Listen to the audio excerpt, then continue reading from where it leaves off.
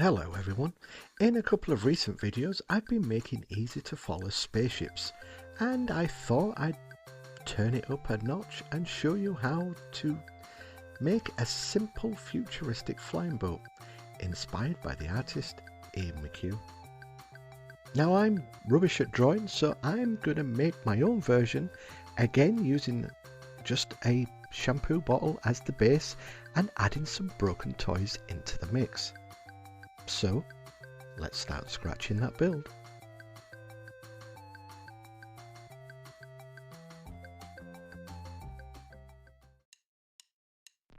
And as with all my builds, I first need to see what junk I've managed to circumvent away from the recycling bin without the other half knowing. I also get given trash by friends, which is handy.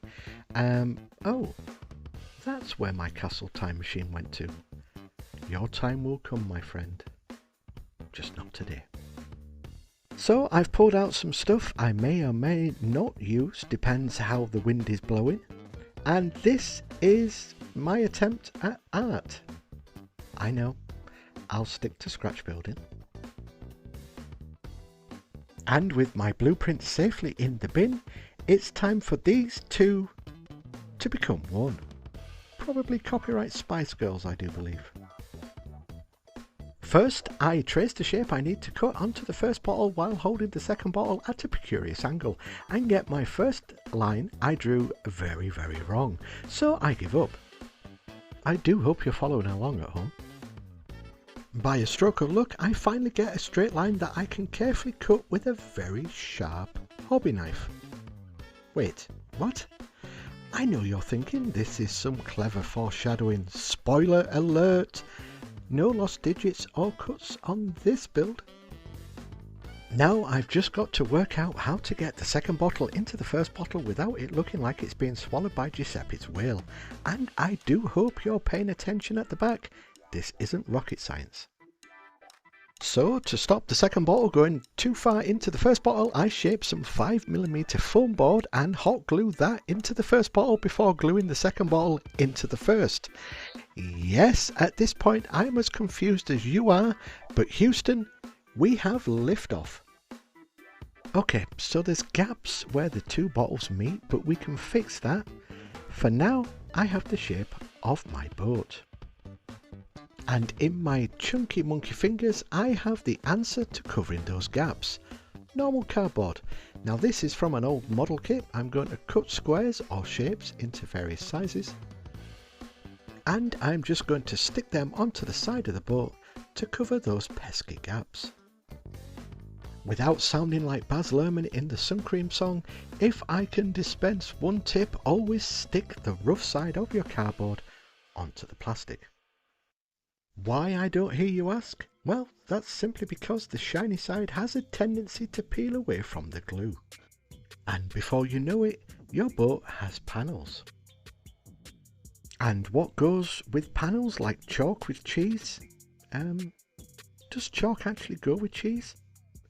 Never mind. I've these sticky gems that I'm going to use as rivets on those panels. Some zappy Guy Ritchie editing just to show you that I'm sticking these beads onto the panels.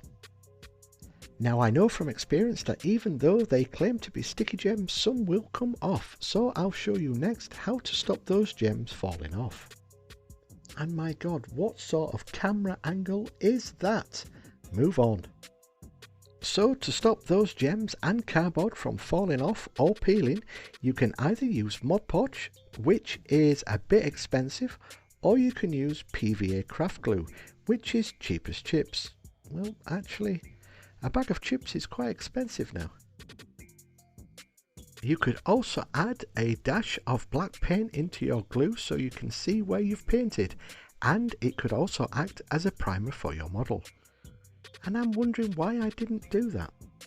I made a small cabin out of cardboard, and I'm going to just cover that fully with some of this, which is corrugated card.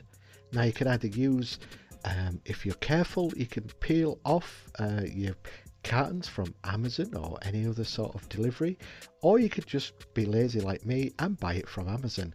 And this was a big roll for around €5.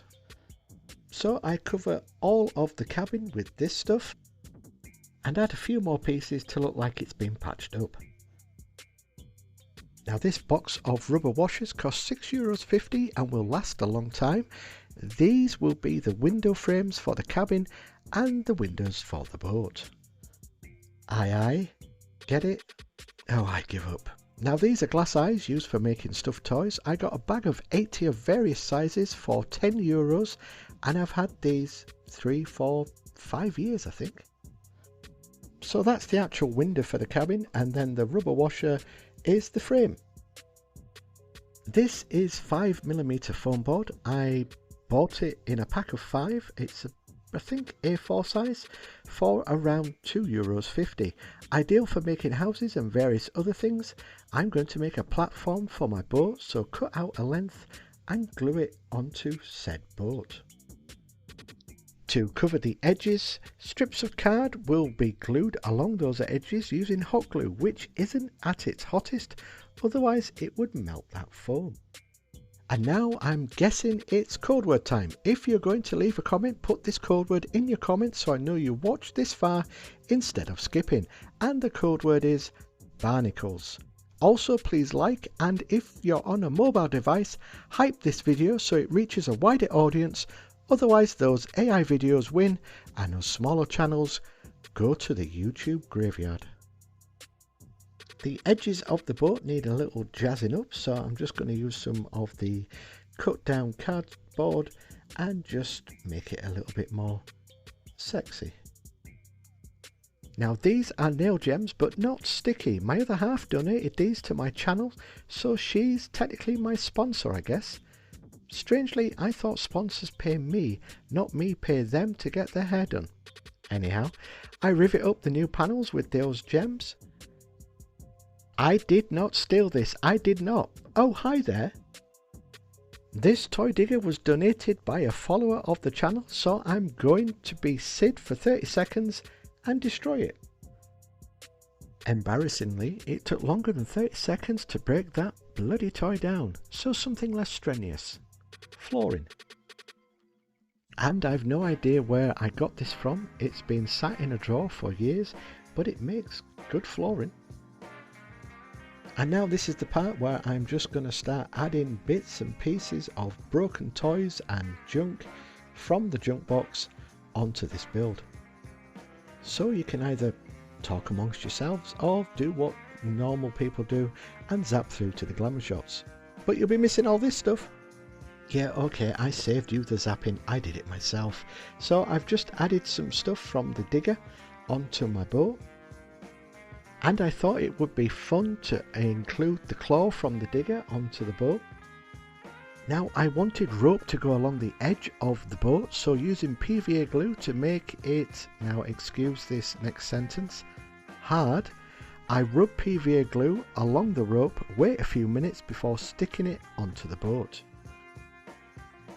Now doing it this way, I don't have all those annoying stringy bits sticking out of the rope and it's easier to work with.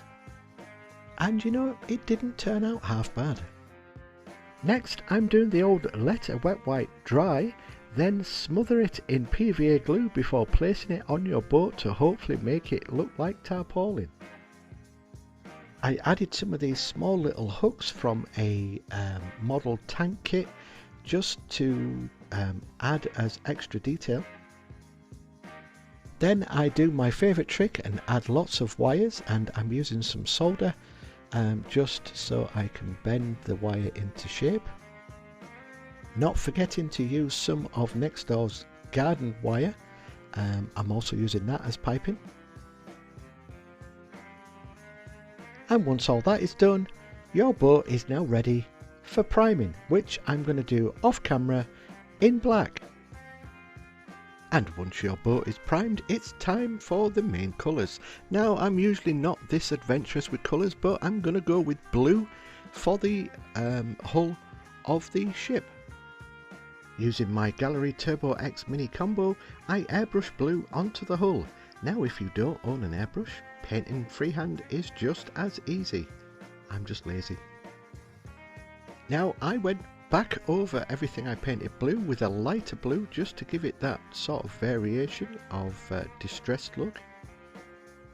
And I jumped straight out of my comfort zone with using orange, but I'm hoping if I do a light pass and leave some of the black showing, I'll get the weathered look so I don't need to do a lot of tedious weathering later in the build. To paint the digger arm, I'm using Gallery's Kaleido yellow paint. A link in the description of this video with a 10% off code is included if you want to try any of their products out. I then use a red for the hydraulic arms that serve no real purpose other than they look cool. I add some writing hoping that I'm not writing gang slang on the boat because that would be embarrassing. Just a few more finishing touches before the glamour shots, so I just want to mention I do have a members page where for a few euros a month helps me buy material for my builds, but I know times are tough. If I could just ask you to watch at least one of those pesky adverts that pop up in or around my video, that would help me out immensely and won't cost you anything. Also, liking and if you're on a mobile device, hitting the hype button helps us scratch builders who are getting pushed away by a lot of the AI slop that's appearing now. So next will be Subscriber Corner, where I may have put your name on screen. It's just my way of saying thank you for all the subscribers who leave comments. Then it's the glamour shots, so all that's left for me to say is, my name is Aaron. Thank you so much for watching. Keep scratching that build.